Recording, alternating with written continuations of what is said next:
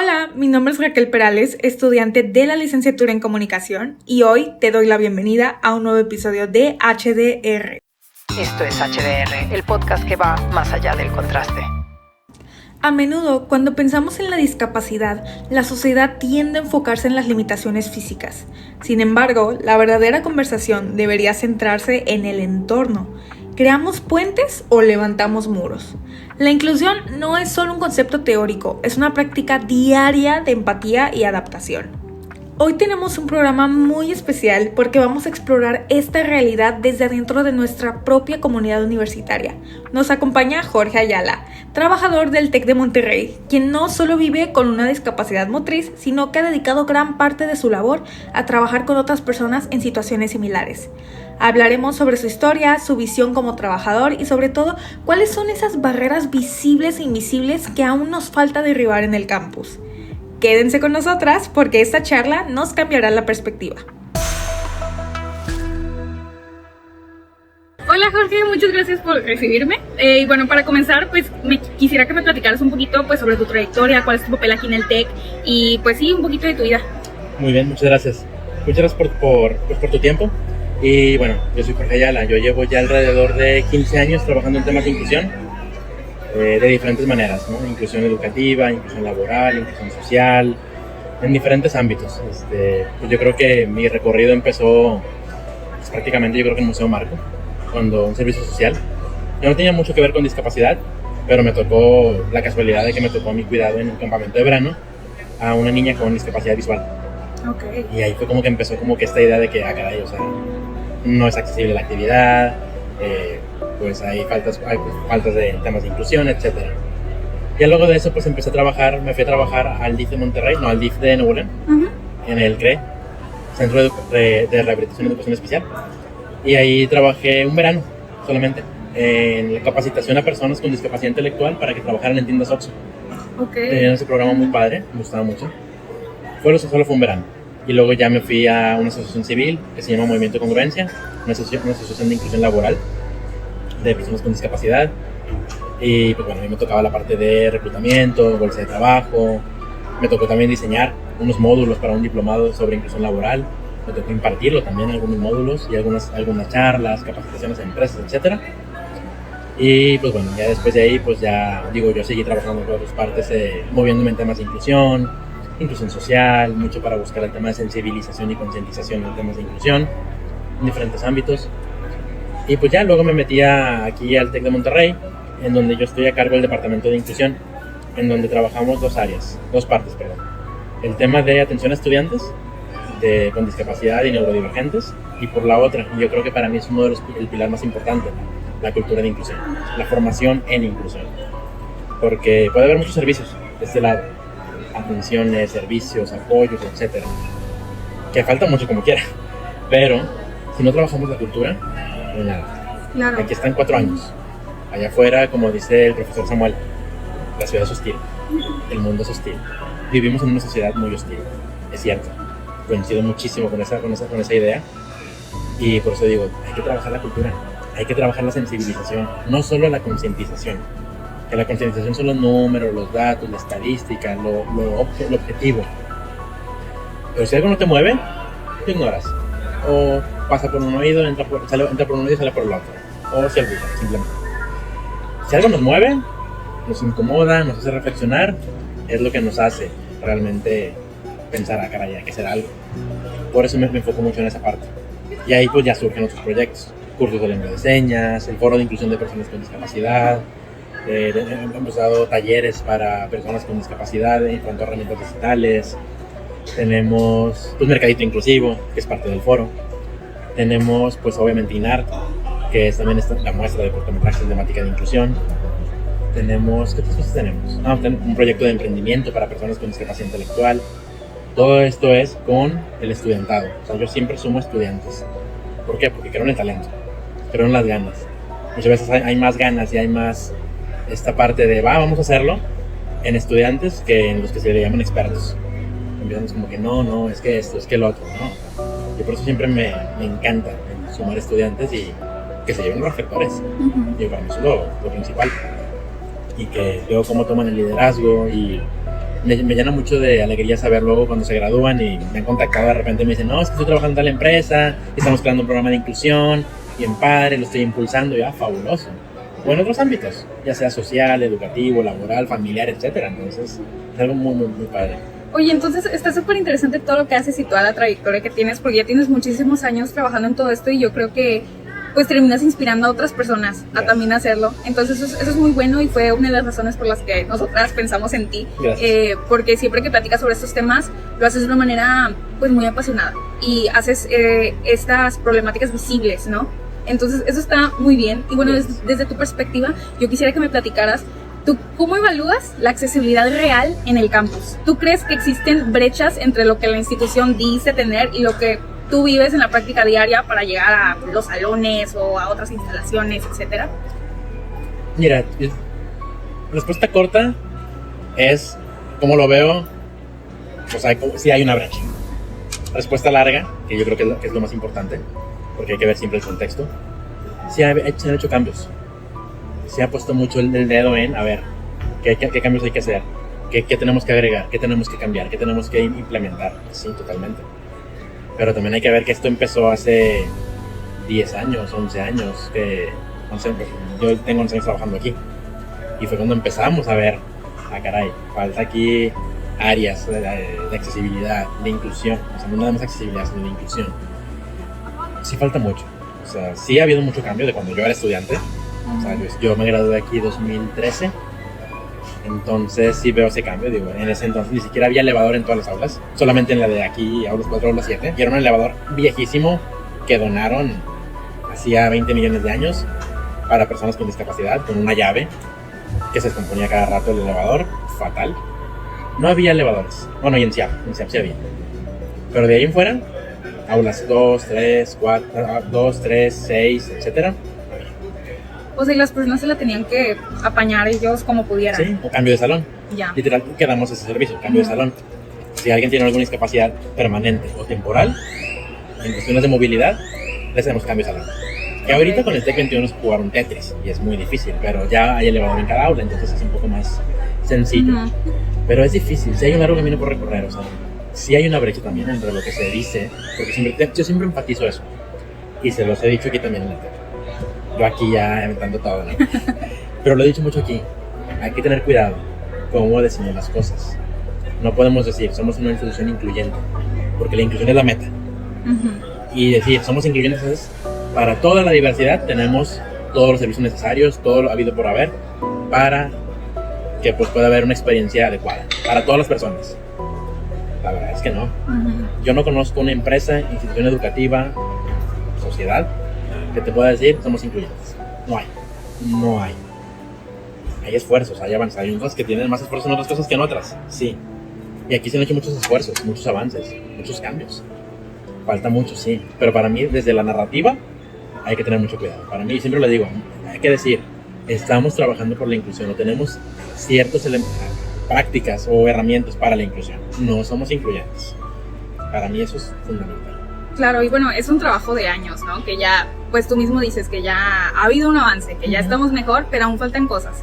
Entonces, pues bueno, es algo que esperamos que con el paso de los años vayan metiendo más y más y más cosas, que yo confío en que sí lo van a hacer, con tu ayuda en especial. Y bueno, ya hablamos mucho, bueno, se habla más de las barreras arquitectónicas, pero yo creo que también existen mucho las barreras actitudinales. ¿Tú has notado si tu presencia en eventos, en actividades, en los salones, o sea, rompe como con algún estereotipo con las personas? Pues mira, y me voy un poquito más atrás. La barrera actitudinal para mí es la principal. O sea, simplemente para planear un edificio. Ves, el edificio es como que hay, o sea, nuevo me refiero. Porque si vemos a los antiguos, pues era diferente la forma de pensar. Un edificio nuevo, y lo vemos como que, caray, no es accesible. Pues no, porque la persona que lo diseñó no tenía el chip. Entonces la barrera actitudinal ya estaba ahí. Y esa barrera actitudinal generó luego una barrera física. Claro. Entonces la primera barrera es la actitudinal. Y ahora, respondiendo a tu pregunta, no sé, no me pongo yo a pensar como, bueno, es que mi presencia hace un cambio. Realmente no creo. No creo que la presencia per se haga un cambio. De hecho, no sé no sé si lo percibiste en INAR. Yo realmente, mi presencia pasa desapercibida, porque es lo que yo quiero. mi presencia en sí pase desapercibida. Para mí el principal foco no tengo que ser yo. Tienen que ser realmente las personas que están haciendo los cambios, están haciendo las acciones. En este caso, quienes crean los cortometrajes. Para mí es más importante y más valioso esas reflexiones que tienen, ese que les llevó a plasmar una realidad compleja, una problemática social compleja, y poner sobre la mesa cosas que de pronto no se cuentan, no se dicen, o que sí se dicen, pero hace falta más fuerza. Entonces para mí es como, hay que darle esas voces. Aquí el evento que tenemos atrás, el de Mercadito Inclusivo, lo realizan estudiantes. Hay, digamos, como un comité, que es el del Foro de Inclusión de Personas con Discapacidad, son estudiantes. Yo convoco o digamos como, sí, convoco, selecciono, lo que sea, a la persona que está a cargo. Y esa persona, ese estudiante, busca su equipo. Y su equipo organiza, mueven, hay que traer esto, hay que traer lo otro, hay que moverse. Porque quiero que lo sientan suyo. Yo que estoy para guiar, para mentorear, para supervisar, para apoyar, para, pues, si hay que corregir algo, hay que corregir algo. Y eso, y sobre todo yo creo que mi parte es mucho como guía y apoyo. Guía y apoyo. Sé que están en formación, sé que son jóvenes, pero hay mucho talento, hay dedicación, hay compromiso. Digo, están ahorita ahí montados arriba de la silla, colgando las cosas, digo, vamos, o sea... No, y yo creo que para todo esto sí influye mucho tu actitud. Yo creo que tienes una actitud muy como, no, sí, vamos a hacer esto y vamos a hacer lo otro. Y yo creo que, pues, como te decía hace rato, que eso termina, pues, impulsando también a los demás a querer hacer cosas. Entonces, la verdad, eso está muy interesante. Gracias. Y bueno, ahora esta pregunta ya me las he ido medio contestando, pero bueno, en el ámbito académico y profesional, pues, a veces se piensa que la inclusión es solo dejar entrar, ¿no? Pero, o sea, para ti, ¿qué hace falta para pasar de la simple integración a una verdadera inclusión? Uy, la respuesta es muy amplia, muy amplia. Ok, son muchas cosas. Pero para mí primero tendría que ir una planeación. Decir nada más, pásenle. Es un error. Error. Primero tienes que hacer un diagnóstico. Y pongámoslo en el caso de una institución educativa. No forzosamente el TEC, sino cualquier institución educativa. Tiene que haber un diagnóstico. ¿Cómo estamos? ¿Qué elementos hay de inclusión? ¿Qué elementos hay de accesibilidad? ¿Ya tenemos personas con discapacidad? ¿Sí o no? Capaz y sí, ni siquiera lo sabíamos, para empezar. Segundo, ok, ya hicimos nuestro diagnóstico, ya vimos si tenemos personas o no, ya vimos con qué contamos y con qué no. Hay que hacer una planeación. Bueno, esto entra en capacitaciones, sensibilizaciones a tu personal, que puede ser en el caso de la institución educativa, profesorado, personal administrativo, de logístico, etc. Y ya de ahí tenemos que irnos a sensibilización, capacitación y sobre todo una política. Yo he empujado muchísimo y yo sé que siempre soy como disco rayado, aquí me dice como, calla, por Dios, una política, porque hay que ser muy francos. De hecho lo hablaba porque yo doy una clase de educación inclusiva, es un módulo en un diplomado de innovación educativa, y lo hablaba en el grupo. Una política, porque la política nos va a poder decir a qué se compromete la institución educativa y a qué no, qué te puede ofrecer y qué no, cuál es el compromiso de la institución educativa, cuál es el compromiso de la familia, de la persona con discapacidad, y cuál es el compromiso de la persona con discapacidad. Y eso va a proteger a la persona con discapacidad, a la familia, para darles transparencia. A ver, te voy a ofrecer esto, te puedo ofrecer esto no, y esto me comprometo, esto te lo voy a dar. Y también al profesorado, porque luego de pronto es como, pues es que me dicen que sea empático, pero me pide el estudiante que baje el ritmo, que vaya más lento, pero tenemos 4 semanas y tengo que cubrir todo este contenido, no puedo ir más despacio. Entonces, ¿qué haces ante eso? El profesorado se siente como desprotegido. Entonces también una política es necesaria, es vital. De pronto muchas veces tenemos como el miedo de, no, pues es que si les decimos que no te puedo ofrecer todo lo que quieras, se van a ir. Pues es mejor ser honesto. ¿Qué te puedo ofrecer? Y ya de ahí te va a permitir hacer una planeación a corto, mediano y largo plazo. Sí, hoy te puedo ofrecer esto y esto no. Bueno, a ver, a mediano plazo, ¿te lo puedo llegar a ofrecer? ¿Qué tendría que incluir? ¿Qué tendría que incorporar para llegar a eso? Y ahí es donde vamos a estar hablando de inclusión realmente. Y avances, ir haciendo cambios, pero poniéndote metas.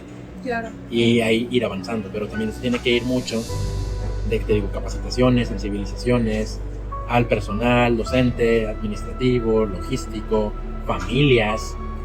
Y te digo, y mucho también es desde cómo lo dices. O sea, la narrativa nos dice mucho. Entonces para mí sería como que, así reduciéndolo mucho, como que lo que tendría que pasar para realmente un programa de inclusión. Oye, Pues entonces es todo un tema eso, ¿no? Sí está súper amplio y creo que sí das una perspectiva que a lo mejor muchos de nosotros no nos ponemos a pensar en todo lo que se necesita para llegar a una verdadera inclusión, ¿no? Y la preparación que tiene que haber para los maestros, para los, no sé, administrativos, o sea, para todas las personas, o sea, que no es un tema sencillo. Y yo creo que sí, que de plano no nos ponemos a pensar en ese tipo de cosas. Es difícil, y es un tema muy amplio. Digo, aquí te lo reduje sí, claro, completamente, pero son muchos pasos. O sea, yo estoy trabajando para la creación de una consultoría en temas de inclusión laboral y probablemente también inclusión educativa, pero más laboral. Y lo vemos también, o sea, es como bueno, los pasos que hay que llegar a eso. No es fácil, no es de la noche a la mañana, es un proceso. También hay que ver que trabajamos con personas. Las personas también hay sesgos, hay barreras, hay toda esta parte de no, es que en mis tiempos no era así. No, pero ya ahorita sí. Y también trabajar al otro lado. Oye, la persona con discapacidad, también de pronto también hay que trabajar con esa persona. Y decirles, ok, va, tenemos un punto en el cual te damos apoyos, pero también tengo que ponerte límites. Hay que poner estructura. No puede ser así como, bueno, ábremelo y yo te entrego cuando quiera. Claro, o sea, es todo un proceso y qué bueno que nos brindes esta perspectiva, yo creo que es muy necesaria. Y pues bueno, ya para ir cerrando, te tengo una pregunta final. Si tú pudieras diseñar el campus ideal pensando en las discapacidades, ¿qué elemento que hoy falta sería el primero que tú incluirías? Uy, la política. Claro. Es que de ahí parte todo. Y no hay una política. No. Para mí sería lo primero que yo pasara. Si tú me dijeras, Jorge, tú tienes así, todo abierto para que tú implementes algo, sin que nadie te diga nada. Lo que tú digas se va a hacer una política. Una política, verdadera política de inclusión. Política, no guía. Porque aquí hay guías, pero las guías no son, digamos, no me gusta la palabra, pero obligatorias. Verdadera política. Yo es lo primero que plantearía. Ya de ahí se parte todo lo demás.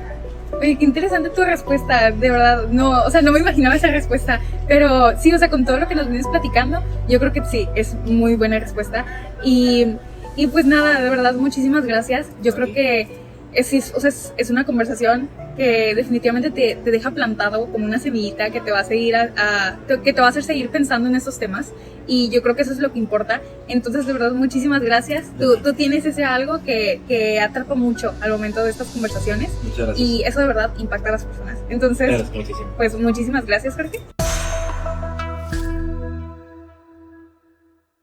Qué gran conversación acabamos de tener.